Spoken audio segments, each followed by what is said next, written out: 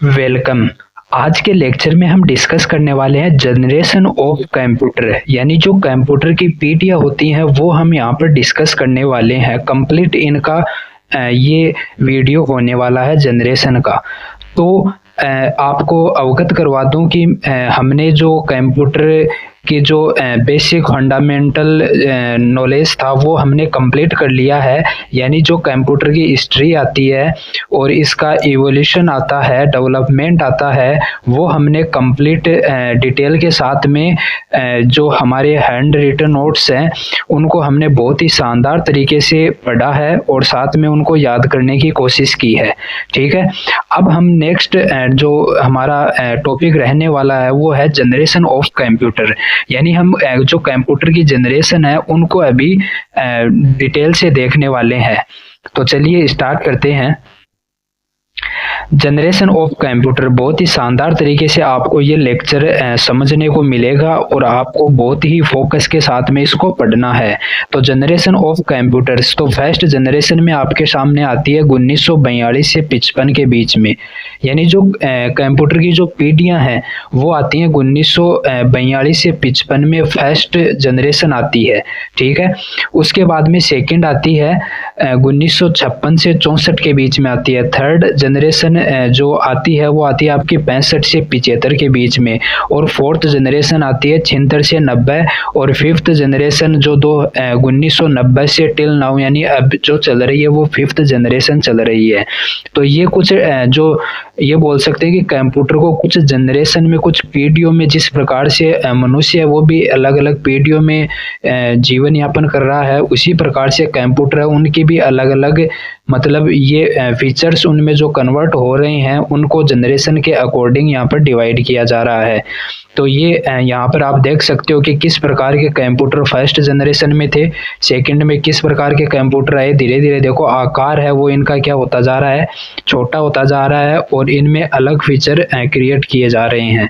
तो ये आप आसानी से यहाँ समझ सकते हो। उसके बाद में हम यहाँ पर डिस्कस करने वाले हैं वन बाय वन जो जनरेशन है उनके बारे में, जो डिटेल्स हैं जो अक्सर एग्जाम में पूछी जाती हैं। और ये हमारा जो लेक्चर है वो खासकर हो रहा है किसके लिए, ये दिल्ली पुलिस के लिए।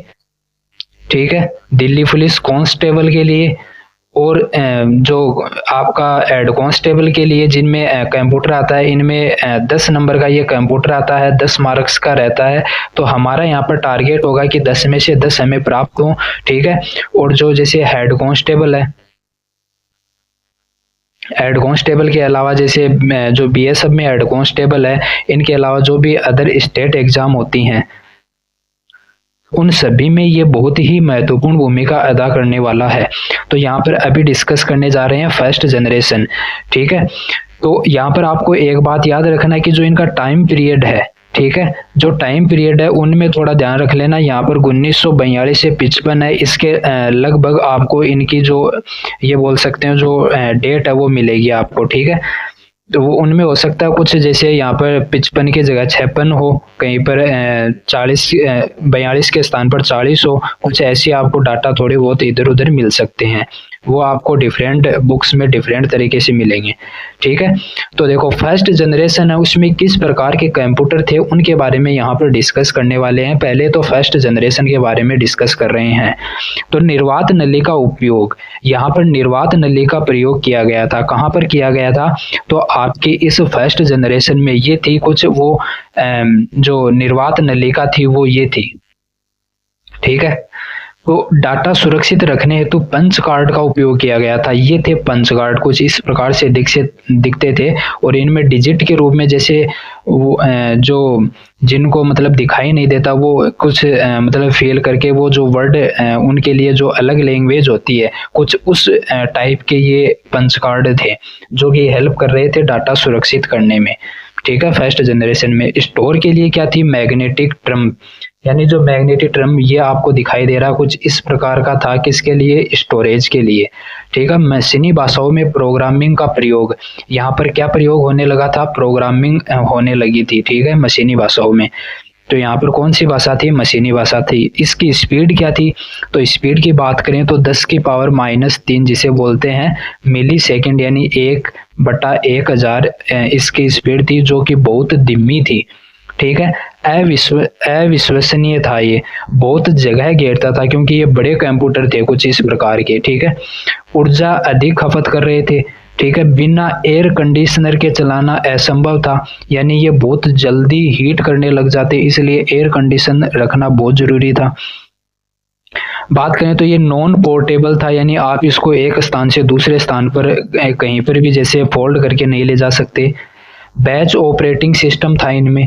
ठीक है, तो ये इस प्रकार से इनकी मेन डिटेल्स हो गई। फिर वो कौन से ऐसे कंप्यूटर थे, तो वो एग्जाम्पल हो गए एनिएक, ठीक है, EDVAC, EDSAC, UNIVAC, first, IBM 650, marks first, CEAC, SEAC, IBM 701, कुछ इस प्रकार के आपके कंप्यूटर थे। ये आपको नाम सभी याद रखने हैं, इनकी डिटेल भी आपको आगे मिलेगी। तो ये आपको डायरेक्टली पूछ सकता है कि ये जो एनिएक था ये कौन सी जनरेशन का कंप्यूटर था, तो ऐसे क्वेश्चन बन सकते हैं। तो आपको बहुत ही शानदार तरीके से यहाँ पर बताया गया है, आपको हर डाटा को याद रखना है। उसके बाद में चलते हैं सेकंड जनरेशन पे। तो सेकंड जनरेशन है वो आपकी आती है 56 से 64 के बीच में। यहाँ पर वहाँ पर क्या प्रयोग की गई थी, तो वहाँ पर निर्वात नलिका, निर्वात ट्यूब है वो बोल सकते हैं कि निर्वात नलिका प्रयोग की गई थी, और यहाँ पर वैक्यूम ट्यूब लगाई गई है।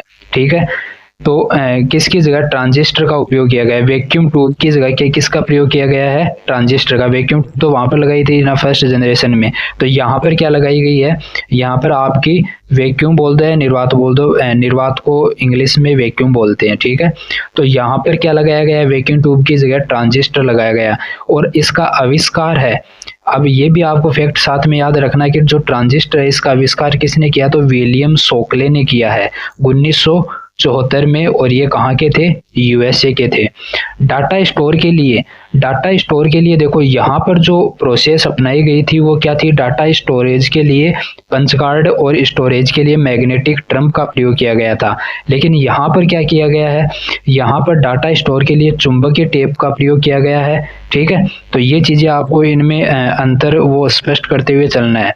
ठीक है, तो ट्रांजिस्टर कैसे दिखाई देते हैं, ये आपके ट्रांजिस्टर हैं। ठीक है, ये आपने देखे होंगे जो मदरबोर्ड लगे होते हैं उन पर ये ट्रांजिस्टर होते हैं। ठीक है, चुंबकीय टेप जैसे ये आपकी क्या है, चुंबकीय टेप है, तो कुछ इस प्रकार की उनमें लगती थी क्योंकि वो साइज में बड़े होते थे। स्पीड कितनी थी, 10 की पावर -6, वहां पर कितनी थी, 10 की पावर -3, तो ये माइक्रो सेकंड में स्पीड आ चुकी है। ठीक है, वहां पर भाषा कैसी थी, मशीनी भाषा, यहाँ पर असेंबली भाषा का प्रयोग किया गया है। ठीक है, जो कि मशीनी भाषा से क्या थी, आसान थी। और इसका आविष्कार किसने किया असेंबली भाषा का, तो कैथलीन बुथ ने किया। किसने किया, कैथलीन बुथ ने। ठीक है, मैग्नेटिक ट्रम्प की जगह मैग्नेटिक कोर मेमोरी का प्रयोग किया गया, मैग्नेटिक कोर मेमोरी का प्रयोग किया गया, ये भी बात आपको याद रखनी है। और यहाँ पर जो मेन चीज आती है वो क्या आती है, कोबाल और फोर्ट्रॉन जैसी उच्च स्तरीय भाषा का प्रयोग किया गया। ये दोनों भाषाएं आपको याद रखनी है, ये हाई लेवल लैंग्वेज थी जिनका यहाँ पर विकास हुआ। ठीक है, प्रथम पीढ़ी की तुलना में भरोसेमंद, विद्युत खर्च कम, उनकी अपेक्षा कम था, वजन भी कम था, और इसकी स्पीड भी उसकी अपेक्षा अधिक थी। ठीक है, तो धीरे धीरे इनमें क्या किया जा रहा है, मतलब जो इवोल्यूशन किया जा रहा है कि किस प्रकार से इनको और अच्छा बनाया जाए और विश्वसनीय बनाया जाए। और इस प्रकार के जो सेकंड जनरेशन में कंप्यूटर आए थे वो कौन से कंप्यूटर थे, तो वो एटलस था, हनीवेल 400 था, CDC 1604, 3600, IBM 7000, IBM 1401, 1620, 7094, 7090, PDP fest, ENIAC 1108, 1107, VAC 1108, कुछ इस प्रकार के कंप्यूटर थे। तो इनको आपको याद रखना है कि कुछ इस प्रकार के जो कंप्यूटर हैं वो आपके सेकंड जनरेशन में यूज हुए थे। ठीक है, यानी इस तरह के कंप्यूटर आपके सेकंड जनरेशन में थे। अब नेक्स्ट आपकी बात करते हैं, तो यहाँ पर आती है आपकी थर्ड जनरेशन। तो थर्ड जनरेशन है उसमें क्या देखने को मिला था, वहां पर जो प्रयोग किया गया था, ये इंपॉर्टेंट बात आ जाती है कि वहां पर जो प्रयोग किया था वो IC चिप का प्रयोग किया गया था जो कि ट्रांजिस्टर के स्थान पर थी। तो पहले में आपकी क्या आ गई, वैक्यूम ट्यूब, दूसरे में ट्रांजिस्टर और तीसरे में क्या प्रयोग की गई, आईसी चिप। तो आपको ये पूछा जाएगा कि जो आईसी चिप है, इंटीग्रेटेड सर्किट, जो एक चिप बनाई गई थी, जो इस प्रकार की ये चिप होती हैं, ये कौन सी जनरेशन में प्रयोग की गई, तो आप बोलोगे थर्ड जनरेशन में प्रयोग की गई। उच्च स्तरीय भाषाओं का प्रयोग यहाँ पर किया जाने लगा। मैग्नेटिक डिस्क और टेप मेमोरी का प्रयोग किया गया है यहाँ पर, और स्पीड यहाँ पर कितनी हो गई है, नैनो सेकंड में हो गई, यानी 10⁻⁹ यहाँ पर इसकी जो स्पीड है वो कन्वर्ट कर दी गई। यहाँ पर कीबोर्ड, मॉनिटर, रैम रोम का प्रयोग होने लगा। ठीक है, रिमोट प्रोसेसिंग का प्रयोग, ऑपरेटिंग सिस्टम का प्रयोग, जिसमें सिस्टम के सभी आंतरिक कार्य ऑटोमेटिक एक ही व्यक्ति द्वारा चलाने में सक्षम था, तो ये इसमें देखने को मिला। फर्स्ट सेकंड जनरेशन की तुलना में साइज, वेट कम था, स्पीड तेज थी और विश्वसनीय थे। मिनी कंप्यूटर ऑपरेटिंग सिस्टम का यहाँ पर प्रयोग हुआ है, तो ये भी आपको याद रखना है। और इसमें किस प्रकार के कंप्यूटर आए थे, तो IBM 360, 370, PDA 8 और सेकंड और CDC 6600, ये कुछ कंप्यूटर थे जो इस जनरेशन में बनाए गए थे, उपयोग हुए थे। ठीक है, उसके बाद में देखते हैं नेक्स्ट फोर्थ जनरेशन। ठीक है, फोर्थ जनरेशन ये आपकी क्या होती है, ये देखिए इधर माइक्रोचिप है ये। ठीक है, ये क्या है, माइक्रोचिप है, तो इस प्रकार की माइक्रोचिप होती है। नेक्स्ट चलते हैं फोर्थ जनरेशन पे। तो फोर्थ जनरेशन क्या है, कंप्यूटर के क्षेत्र में अधिक क्रांति इसी पीढ़ी में आती है। जो फोर्थ जनरेशन थी उसमें सबसे अधिक कंप्यूटर के क्षेत्र में जो क्रांति आई वो इस जनरेशन में आई। आकार में बड़ी कमी, यानी इनमें जो कंप्यूटर बने उनमें आकार में बहुत ही कम साइज देखने को मिली। अधिक प्रभावशाली थे, विश्वसनीय थे, अद्भुत गतिमान और अधिक मेमोरी क्षमता इनकी थी। माइक्रो कंप्यूटर जो जिन्हें बोलते हैं कि ये जो पर्सनल कंप्यूटर होते हैं, पीसी, उनके रूप में यहाँ पर उपयोग होने लगा। स्पीड कितनी हो गई, पिकोमीटर में हो गई, यानी 10⁻⁻12 इसकी क्या हो गई, जो स्पीड हो गई है।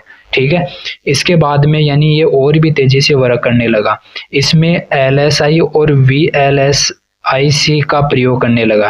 क्या क्या चीजें, LSI, ठीक है, इसकी फुल फॉर्म क्या है, लार्ज वेरी लार्ज, इसकी तो है लार्ज स्केल इंटीग्रेटेड सर्किट, और VLSI की है very large scale integrated circuit.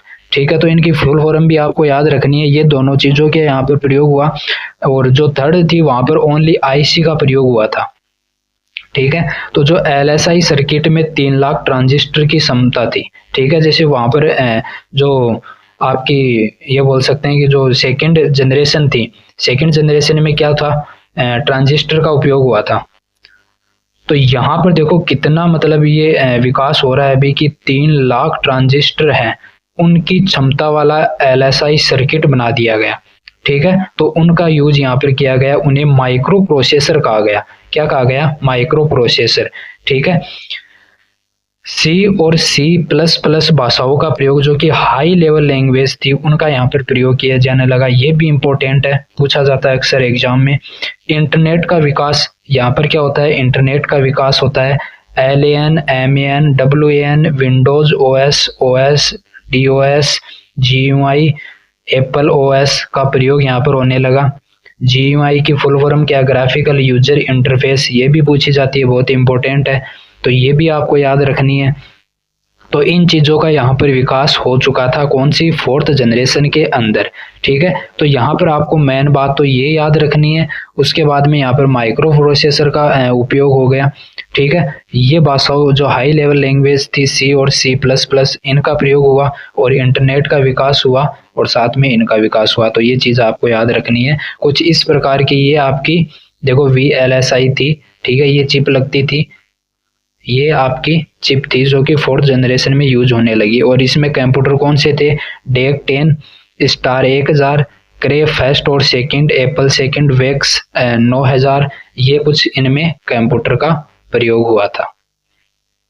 फिर बात करते हैं फिफ्थ जनरेशन, जो कि लास्ट जनरेशन अभी चल रही है ये। ठीक है, तो इस जनरेशन के अंदर कौन सा तकनीक का प्रयोग हुआ, तो VLSI और ULSI SIC और AI जो तकनीक अभी आप देख रहे हो AI, ठीक है, उसका भी प्रयोग यहाँ पर होने लगा। तो निर्णय लेने की क्षमता स्वयं की थी, किसकी? AI की। जो आर्टिफिशियल इंटेलिजेंस है उसकी खुद की निर्णय लेने की क्षमता थी, वो यहाँ पर विकसित हो चुकी है, ठीक है। तो ये चीजें आपको याद रखनी है। ऑप्टिकल डिस्क मेमोरी का प्रयोग यहाँ पर होने लगा। स्टोरेज की क्षमता बहुत अधिक हो गई। मल्टीटास्किंग ये वर्क करने लगा, एक से अधिक कार्य एक बार में करने का इनमें गुण था, उसे मल्टीटास्किंग बोला जाता है। यानी 5th जनरेशन में जो कंप्यूटर आए हैं वो मल्टीटास्किंग कंप्यूटर हैं। तो ULSI का यहाँ पर प्रयोग होने लगा, ये चिप प्रयोग होने लगी और AI वाली यहाँ पर आ गई। और मल्टीटास्किंग जैसे यहाँ पर ये गर्ल आपको दिखाई दे रही है, लिखने का काम फोन, यहाँ पर बुक और कॉफी, यानी इसी प्रकार से जो कंप्यूटर है वो भी मल्टीटास्किंग वर्क करने लगा, ठीक है। इसके बाद में डिस्कस करते हैं नेक्स्ट। तो नेक्स्ट हमारे सामने आता है कि कुछ फैक्ट्स इससे रिलेटेड 5th जो आपकी लास्ट 5th जनरेशन है उसके बारे में। तो मल्टीमीडिया, यहाँ पर क्या था? मल्टीमीडिया। एक तो मैंने क्या बताया आपको कि यहाँ पर मल्टीटास्किंग, यानी इस जनरेशन के अंदर जो कंप्यूटर क्रिएट हुए हैं वो मल्टीटास्किंग और मल्टीमीडिया दोनों प्रकार के हैं। मल्टीमीडिया का मतलब क्या हुआ? Sound, graphic, text, portable PC और डेस्कटॉप पीसी ये वर्क कर रहे हैं साथ में, ठीक है। सब जो ये जितने भी कार्य हैं ये साथ हो रहे हैं, तो ये मल्टीमीडिया है इसके अंदर, ठीक है। इंटरनेट यहाँ पर आ चुका है, इंटरनेट पहले वाली जनरेशन के अंदर आ गया था, यहाँ पर और ज्यादा विकास हो चुका है। उच्च स्तरीय भाषा C++, ASP, NET, जावा, पाइथन ये भाषाएं यहाँ पर प्रयोग होने लगी, ठीक है। Parallel processing and AI technology का प्रयोग होने लगा। डेस्कटॉप से क्या हुआ कि लैपटॉप पर आ गए नोटबुक, अल्ट्राबुक और क्रोमबुक। ये ऑर्डर है जो आपको याद रखना है कि किस प्रकार से चेंजमेंट हुआ है इनमें।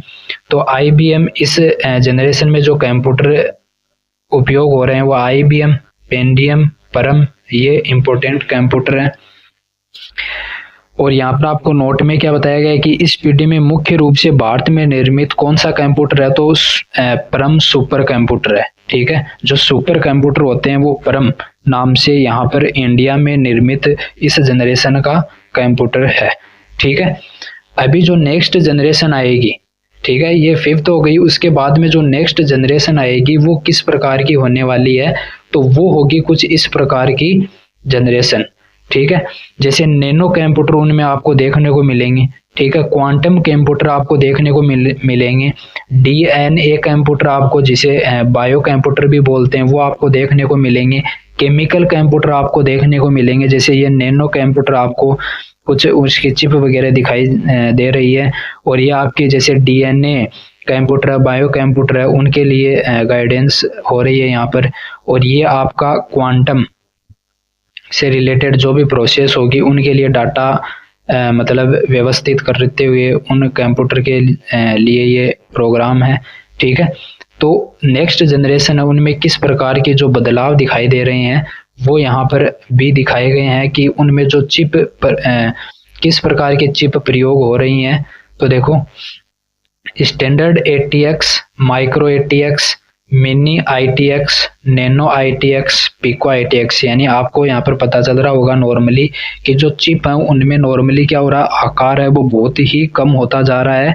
और जो कंप्यूटर अभी आपको बताए गए हैं कि नेक्स्ट जनरेशन में कैसे कंप्यूटर आ सकते हैं, तो वो यहाँ पर आपको ध्यान रखना है, ठीक है। तो यहाँ पर आपका ये कंप्लीट हो जाता है जनरेशन वाला। और हमारा नेक्स्ट जो टॉपिक रहेगा वो क्लासिफिकेशन ऑफ कंप्यूटर रहेगा। तो फिलहाल के लिए ये आपका टॉपिक है वो कंप्लीट हो जाता है, ठीक है। और यहाँ पर आपको ये चीज़ें समझ में आई होगी, बहुत ही शानदार तरीके से आपको चीज़ें समझाई गई हैं। और कंप्लीट जो नोट्स हैं इस कंप्यूटर के, और बहुत ही शानदार तरीके से एग्जाम ओरिएंटेड थ्योरी के साथ में, और बहुत ही शानदार तरीके से यहाँ पर ग्राफिक के माध्यम से आपको यहाँ पर सिखाया जा रहा है, सिखाने का प्रयास किया जा रहा है, ठीक है। आपकी सपोर्ट की आवश्यकता है, तो आप वीडियो को शेयर कीजिए और अपने दोस्तों के साथ में ज़रूर शेयर कीजिएगा, वीडियो को लाइक कीजिएगा और चैनल को ज़रूर सब्सक्राइब कीजिएगा। Thanks for watching.